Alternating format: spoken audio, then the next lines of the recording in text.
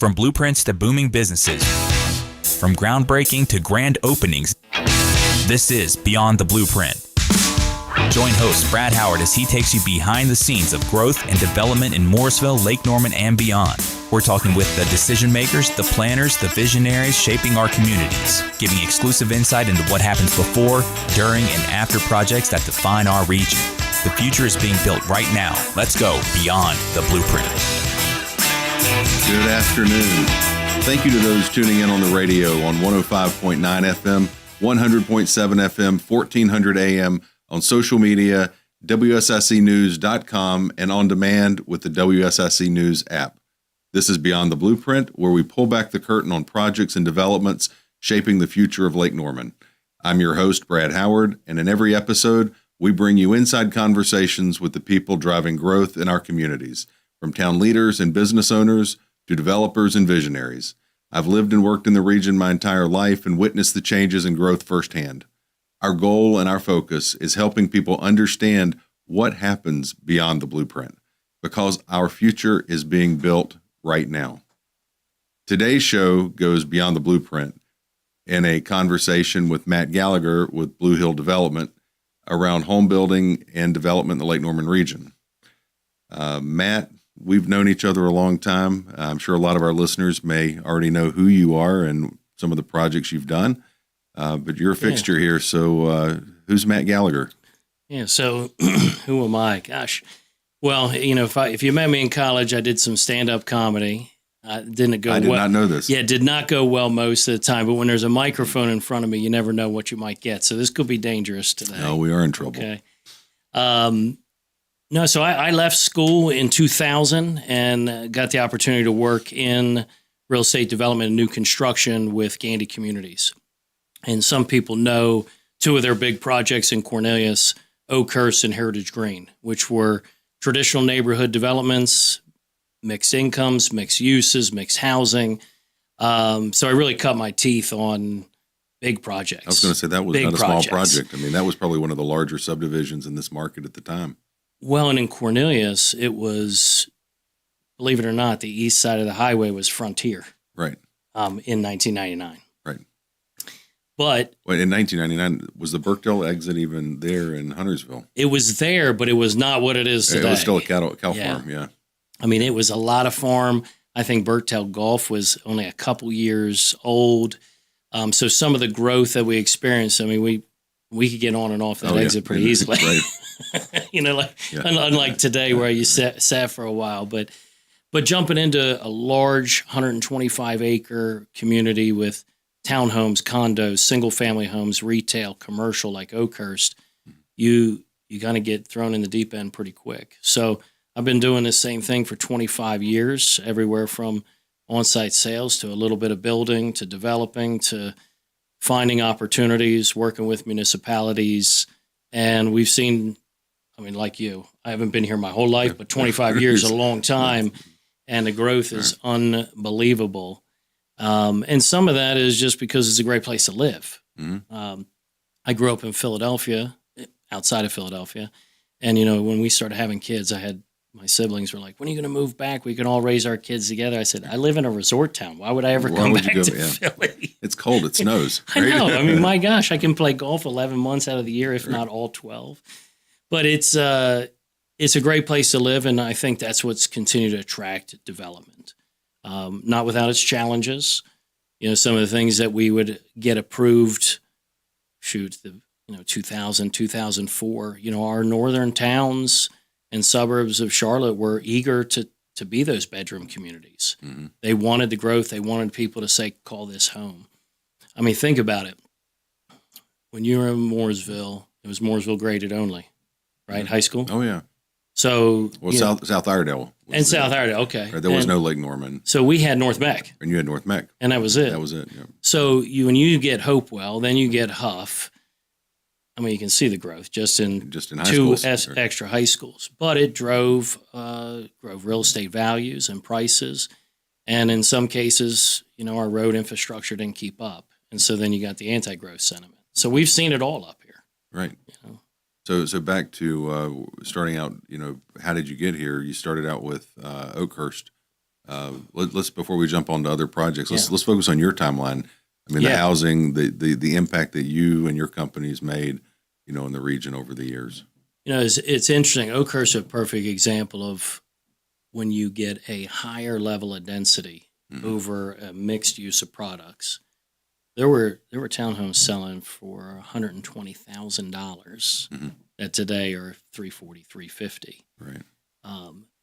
But the ability to have a 125 acres, 6 units city acre in mixed products really brought a lot to the region. Not only 700 homes, right? I mean, that's a big project. That's a lot. But a project that stretches from, $100,000 townhomes and condos to, at the time, single family homes in the 400s. So it was meeting a huge variety of people. And it was designed as a step-up community too, so you could move from one to the next. And I live there still. Yeah. I bought a townhome. My family grew. I moved to a single family home in the back. My family grew, but the home was big enough, and we just didn't want to move. So it's a great place to live. But it was also a way to, at the time, provide some workforce and organic affordable housing. When you got that type of density and you could deliver a townhome in the 120s, really became something affordable. Now we struggle with it would be hard to do a project like that. It would be really hard. One, the density towards 6 units to the acre would scare a lot of neighbors. It would scare a lot of traffic consultants. It would scare a lot of our elected officials, because to say 700 homes in one neighborhood. I mean, can you imagine some of that backlash? I mean, yes, I can. Right. That's right. So that's what makes it tough. So you get that opportunity to work on a mixed use project like that, and it does frame up what can be done. But as the market shifted, my life went from big master plan projects and developing for other people as part of the company I was with, to a smaller company that develops for ourselves and others, but went to a little bit more of a niche rather than large projects. We just can't compete with the nationals, right? They're looking for the 200-300 unit subdivisions, right? And the truth is, they'd love to have 700 homes, right? But they're, those just aren't in the cards, right? Yeah, there aren't a lot of large land tracts up here left. And the ones that are, we have water sewer issues, we have infrastructure problems that, think of the growth on Faith Road, right? There's some big neighborhoods down there. And traffic's a problem. Right. Yeah. So sometimes when you have all that work, it's great for the people that are calling Mooresville home, but sometimes that infrastructure doesn't keep up. So then the next big project that comes, everybody doesn't want to touch it. Right. And that's, we can touch on that too, is a lot of people, and we've talked about it in other segments, that the state of North Carolina steps in when the roads are broken to fix them. And when projects get approved, developers like yourself are required to do a traffic impact analysis and mitigate the traffic that they create. So the developers end up covering the cost of those off-site road improvements, turn lanes, stoplights, lane extensions, things like that. But yeah, so we'll dig into some of the topics here after we get back from this break. Again, Brad Howard, Beyond the Blueprint, and we will be right back.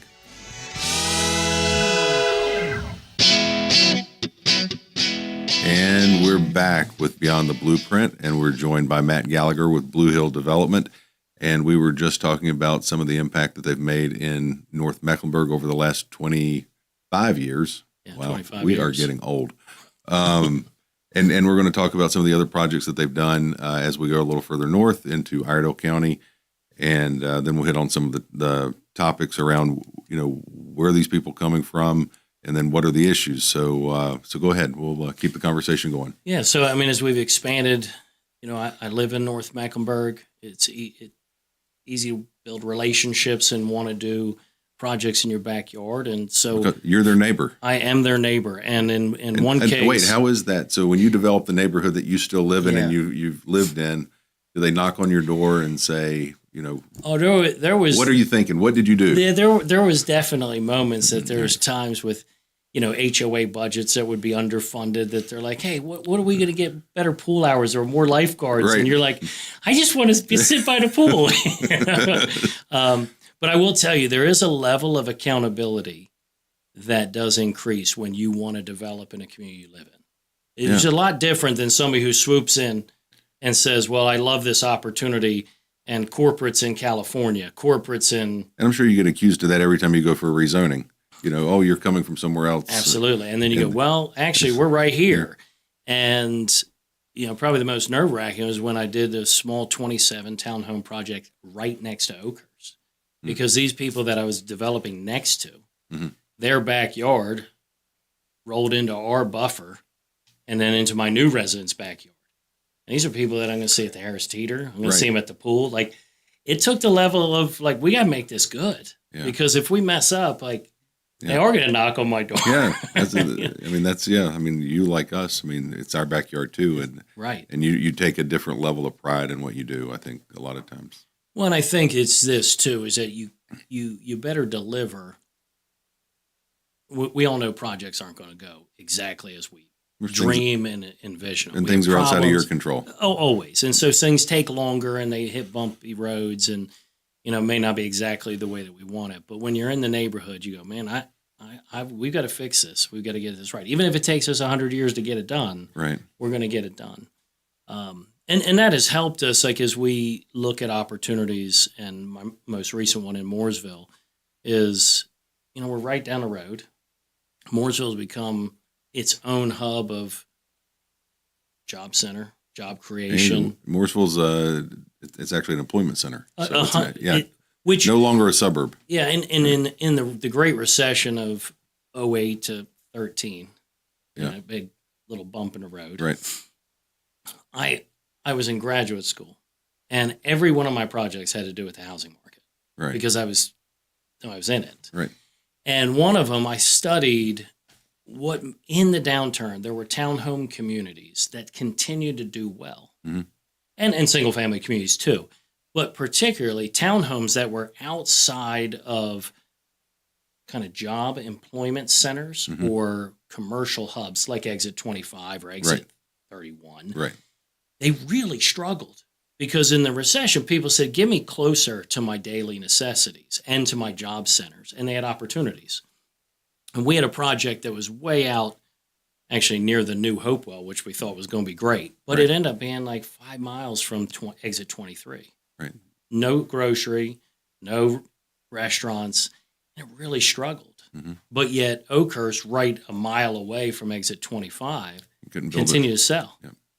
And so as we started looking, and as Mooresville became that employment center and restaurants, retail, recreation, good schools, as we honed into this Shadowbrook Lane project that we recently had rezoned, and you're looking at townhomes that would be probably a little bit more urban, 3-story rear load, a lot of open space, a lot of tree canopy preserved in the rear of the property.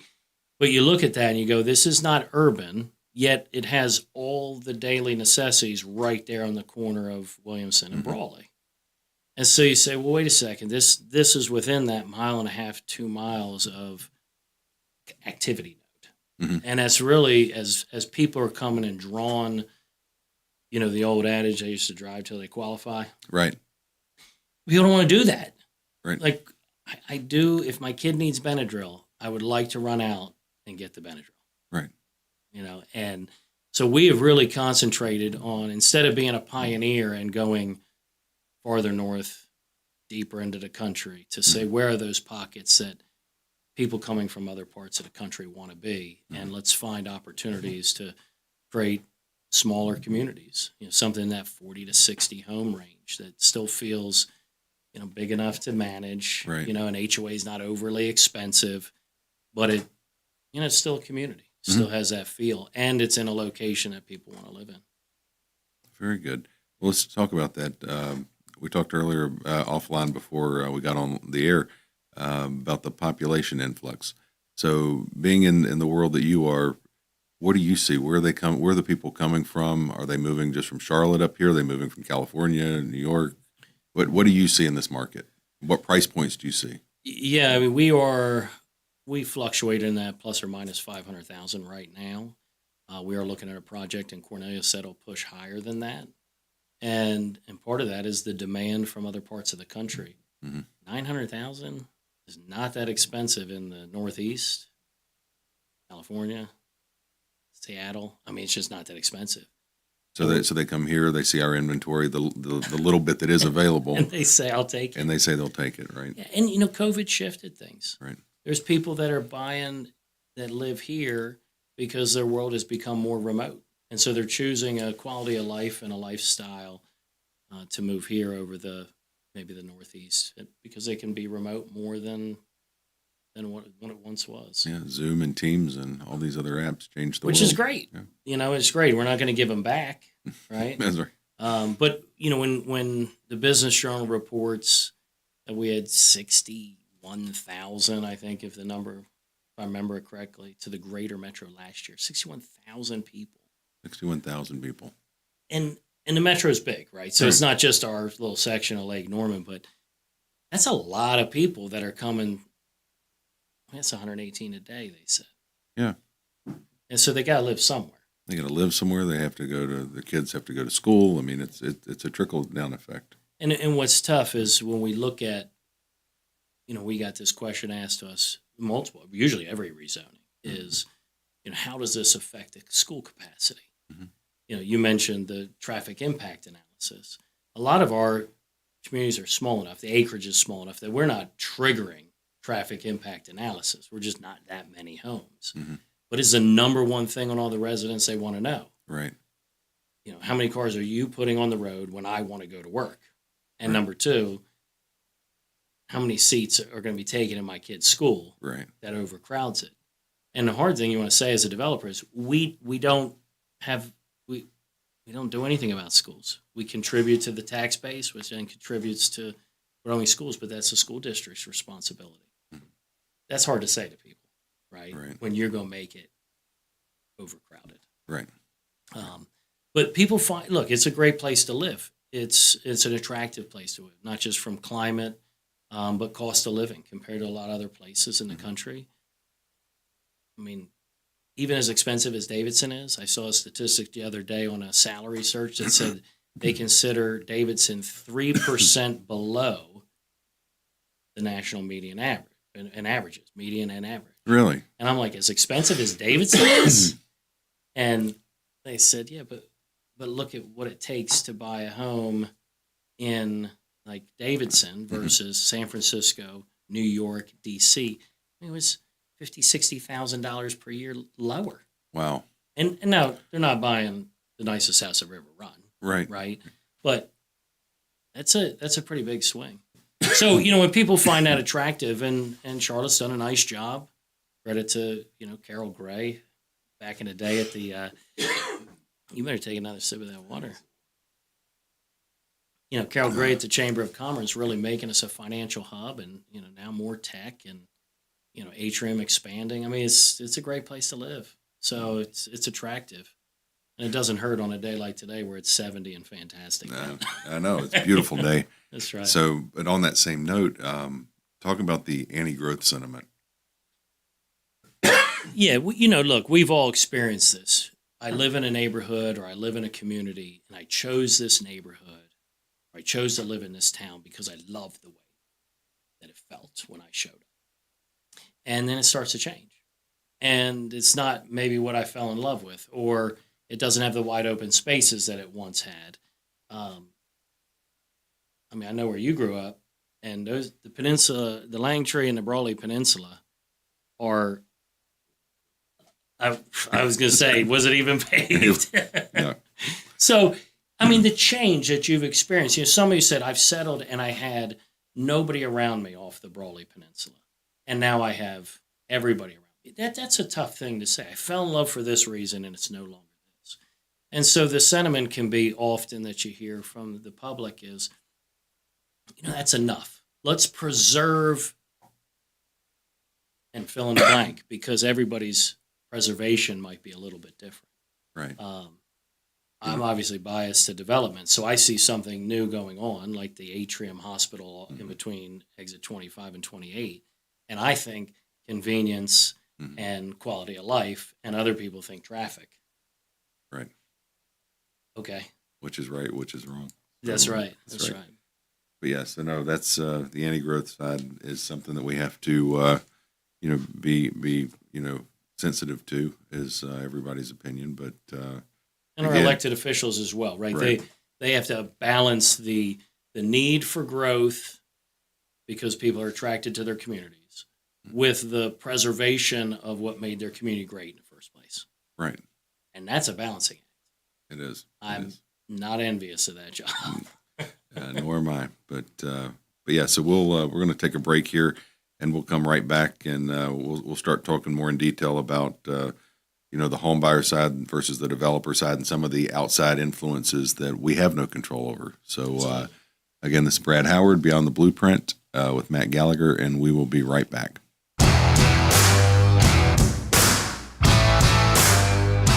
And we're back on Beyond the Blueprint. We're joined by Matt Gallagher with Blue Hill Development. We're talking about single family. We're talking about mixed use developments around the area. His background and the impact that they've had over the years from Cornelius north to Mooresville in development. And we're going to talk about some outside influences that impact Matt's business and development in general that are outside of our control. So let's first jump into the home buyers. So I guess let's walk through it. So you assemble a piece of land, you entitle it for townhome, single family, everything else. You have a plan, you have a sell-through timeline in your pro forma. Yep. And we have an event. Well, this is an anomaly, but let's talk about interest rate spike. So what was the impact on your sell-through and everything else? So we had two impacts. So we saw rates jump and the cost of goods go through the nose. So we experienced at our Cornelius project 27 townhomes. We were developing through the COVID slowdown. Okay. So we took advantage of. And what was your price point when you went to market prior to COVID? Well, we were not to market yet, Okay. but we had anticipated that we were going to be plus or minus 400 to 425 for a 2,200 square foot new townhome. Okay. Little on the higher side at the time. Mm. Now it looks like it'd be extremely cheap, No, it's right?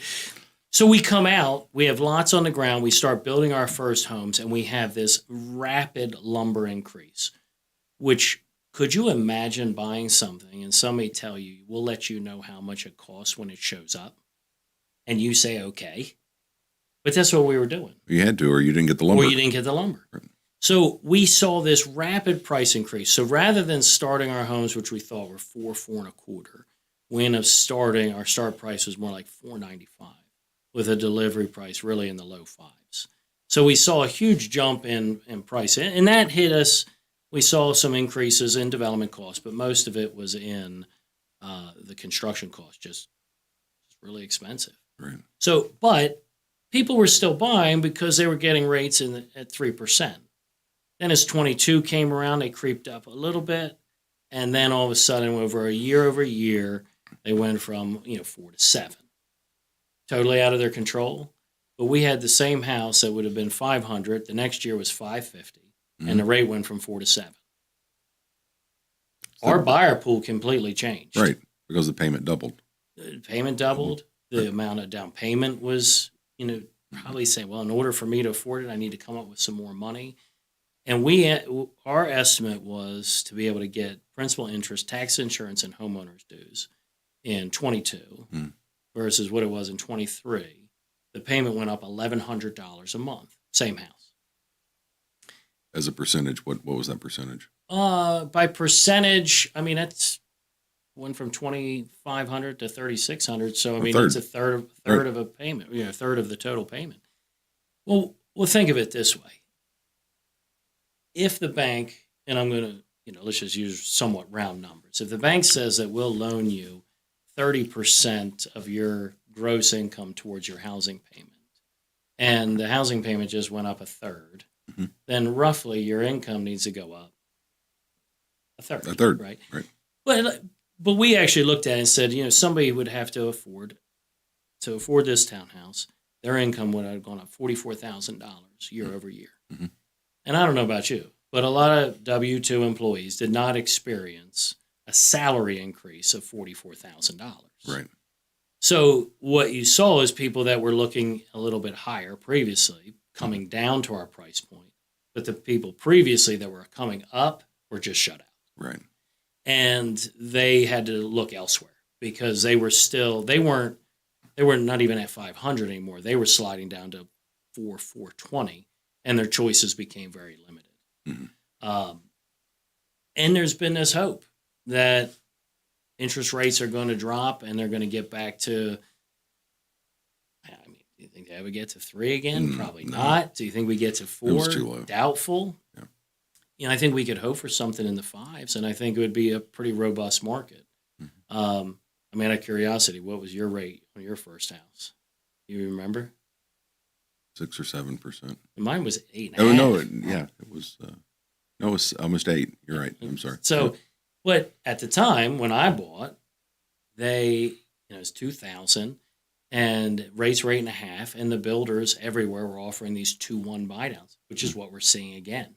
Right. How do you get people to get a lower payment today and go up over time?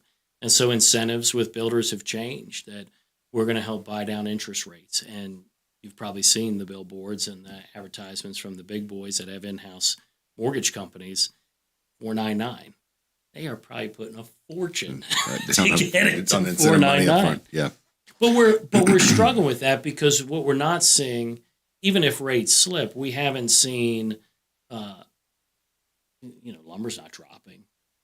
And now what's looming is tariffs. Right. And how does that affect our appliances? How does it affect our fill in the blank? What products are coming from somewhere else that are going to get doubled, tripled, quadrupled? And how do you plan for that?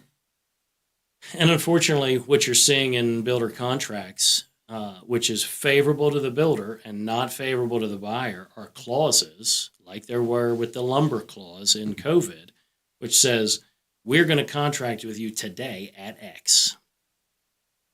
But we actually don't know if we can deliver at X. So between now and pick a date, if we experience a heavy tariff increase or a heavy lumber price increase, we'll tell you what it is, and you have to pay it. When we were seeing contracts, other builders. It's like a blank check. The National Home Builders has a clause that they'll share with builders that says, we don't know what this is going to do. But if a pre-sale home isn't going to deliver immediately, which it's not, you don't know what your costs are in that house. So what we saw in 22, 23 is builders ceased taking pre-sale contracts. They're going to finish the house, know what they had in it, and then put it on and the then market. put it on the market. But if the market is not, that was pretty robust. Mm-hmm. The market's a little softer now. Right. So how much willingness are builders going to be to put, we were seeing some of the national builders putting 20, 30, 40 inventory homes out there. They're not doing that today. It's just a little softer. Yeah. So tricky. So that's what you think. So what do you see happening in the single family market then? Because what do you say? You have 118 people still a day moving here on average. There's not going to be any inventory for them. So existing prices are only going to continue to do one thing if you look at supply and demand. They say it's simple economics, right? That pricing is going to go up because of scarcity and exclusivity. Right. But this too goes back to our point where we were talking about, you did your first project in Cornelius and it was 6 units per acre on your density. Yes. And that allowed you, utilizing the free markets, to create an organically affordable product. Yep. Now, what is the case? It would be amazing if you could get 6. But you can't. So, No. and the land is not getting any cheaper. And no. So our some of our recent projects, using the Mooresville one for example, Right. 17 acres, Mhm. beautiful house in the back that we're going to preserve with 6 acres by itself. So let's say we have 11 acres, but we get credit for all 17. Thank goodness. Right. Because if I only had 11 and I walked into the town of Mooresville and said, I'd like to do 68 townhomes on 11, right. they'd be like, we're not real keen on that. But when I say I'm going to do 68 and one single family home on 17, and it puts me in closer to that 4, 4.5 threshold, and my neighbor to the north is 3.9, and the neighbor to the south is a multifamily at 10, they feel real good about something in the fours. Right. But what ultimately happened is now I've got to stay in a lower threshold. So my land per home goes up. Right. The off-site sewer per home costs more. And the development costs are not spread across 100 homes. It's spread across 68. So when we did Heritage Green in Cornelius, which is 516 homes on 140 acres, 4.71 homes to acre, we were selling homes to or lots to ourselves for our home building operation, selling them retail at $1,000 a linear foot. So if it's a 50-foot lot, we were selling a lot for $50,000. The cost right now, I mean, the dirt alone is $50,000. Yeah. So we'll dig into that a little deeper, and we are at the end of our segment. And this is Brad Howard with Beyond the Blueprint. We will be right back. And we're back. This is Brad Howard, and this is Beyond the Blueprint. We're joined today with Matt Gallagher from Blue Hill Development, and we're talking about all of the impact that they've had in North Mecklenburg and South Iredell in development over the past 25 years. And we have touched on tariffs, interest rates, the population influx, the anti-growth sentiment, and how all of that is impacting their business. And so let's continue the discussion there on affordable housing and how we get to that point from where we are with cost increases, tariffs, and interest rates, and everything else. Well, it's one of my favorite topics to talk about because I feel like maybe one day we'll crack this nut because it is really hard to do just on the surface.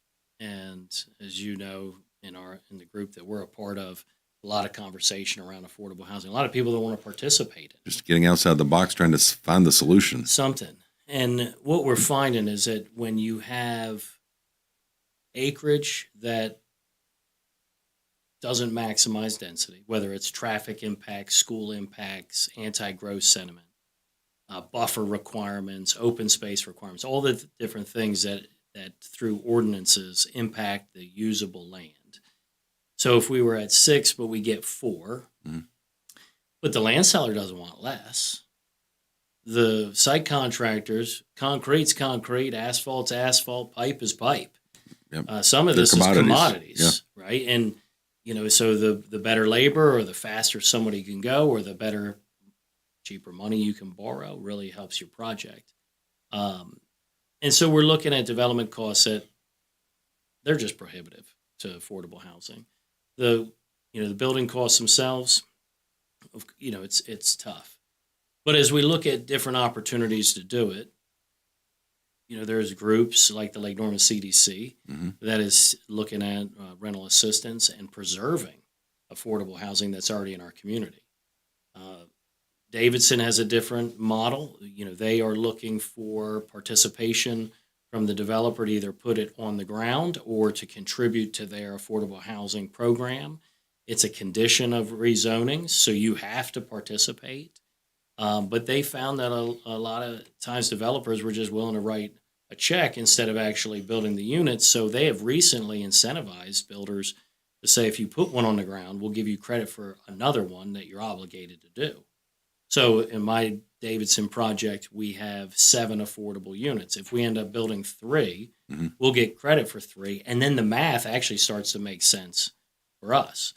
Now, Summers Walk's an interesting community to have affordable housing because there's no transit that runs there. Right. So great to have an affordable house that's in the Davidson portfolio of affordable housing. But if a family's over there and the closest bus stop's 5.5 miles away, it's a long walk. It's a long walk, or it's a 2-car family, and then a lot of disposable income is just going to cars instead of potentially housing. Right. And we could go down that rabbit trail forever. Mooresville's working on their plan. We were happy to participate in our rezoning to say, let us participate with it because there was flexibility that it wasn't, you have to hit a certain income. It was, we need in Mooresville housing for everybody from 150% of the area median income all the way down to 60, even lower. Yeah. So they recognize that we're not going to force a developer to deliver at 80% AMI only, Right. but we'll be glad to get homes in our portfolio that are 100 and 120. And the minute they said that, we did the math and said, oh, well, now we can participate. Right. So we made the commitment that we would have, it's not a huge number, but we'd have 3 affordable housing homes in our new neighborhood that would be under the 120 AMI. Right. And everything starts to add up. I mean, a little bit here, a little bit there. It's still not That's solving right. the problem today, but, we have to do something. So, because I don't know about you, but I want the people that live and work in our community to be able, or that work in our community to be able to live in our community. Yeah, especially the people that are civil servants, teachers, fire, medic, police. It'd be great for them to live in our community. And so, the project we're working on now in Cornelius, it's single family, small, 31 to 34 single family homes. Price point's going to be higher.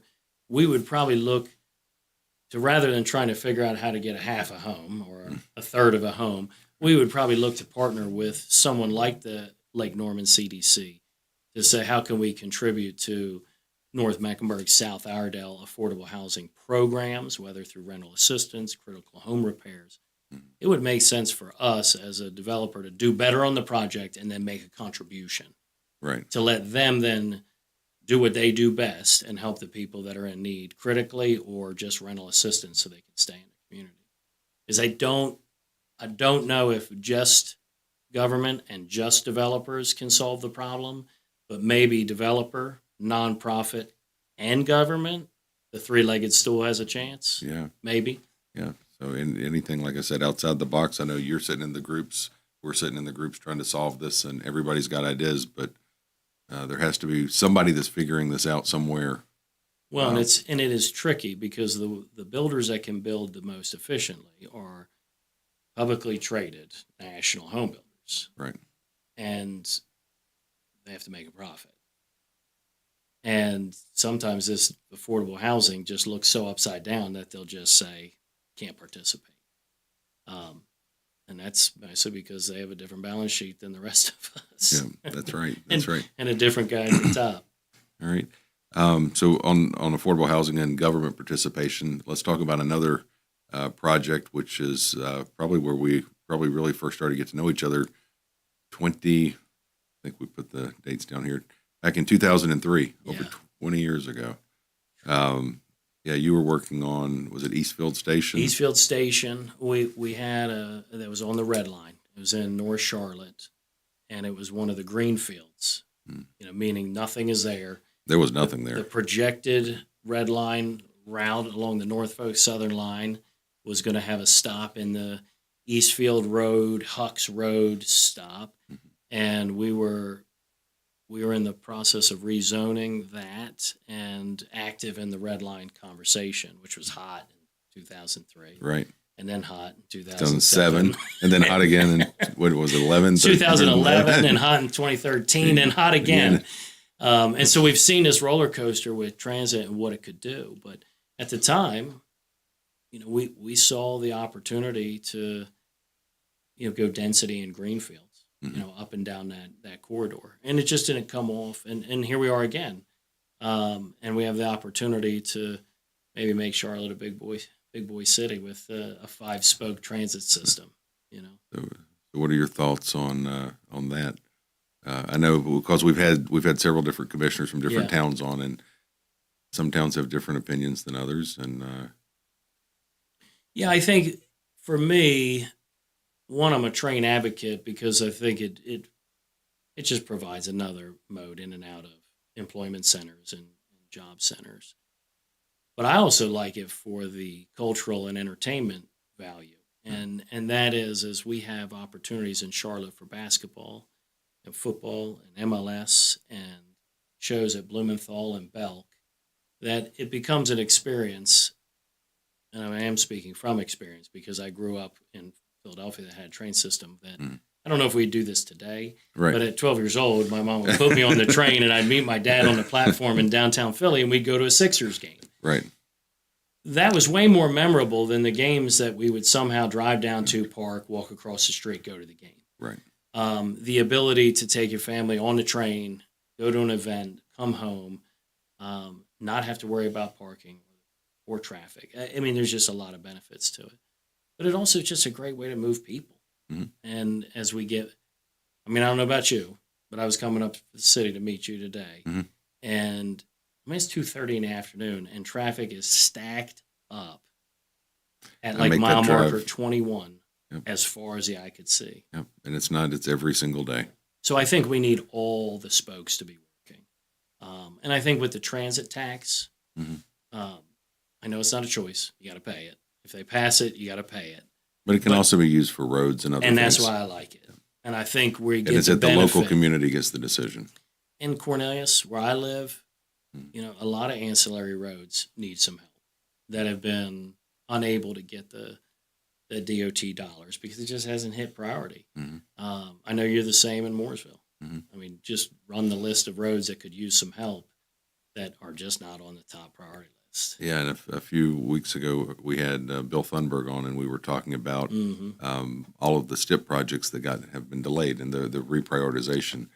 And it was very interesting, I think, for me and for other people to learn, you know, what didn't make the cut, what didn't make the cut, what's still on the STIP, what was delayed, and you know, some of those road projects we know we need today, but they're 6-7 years out now. That's hard to hear, isn't it? Yeah. You know, because you know you need them.